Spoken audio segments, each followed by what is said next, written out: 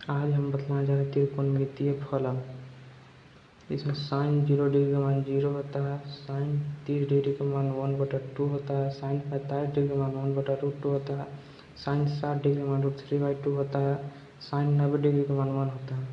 कोस 0 degree का मान 1 होता है, कोस 30 डिग्री का मान √3/2 होता है, कोस 45 डिग्री का मान 1/√2 होता है, कोस 60 डिग्री का मान 1/2 होता है, कोस 90 डिग्री का मान 0 होता है,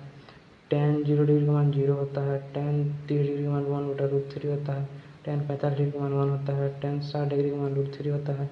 टेन 90 डिग्री का मान इनफाइनाइट होता है,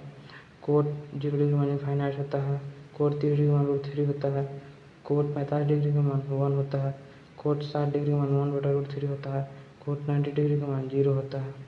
कोसेक 0 डिग्री का मान इनफाइनाइट होता है, कोसेक 30 डिग्री का मान 2 होता है, कोसेक 45 डिग्री का मान √2 होता है, कोसेक 60 डिग्री का मान 2/√3 होता है, कोसेक 90 डिग्री का मान 1 होता है, सेक 0 डिग्री का मान 1 होता है, सेक 30 डिग्री का मान 2/√3 होता है, सेक 45 डिग्री का मान √2 होता है, सेक 60 डिग्री का मान 2 होता है, सेक 90 डिग्री का मान इनफाइनाइट होता है।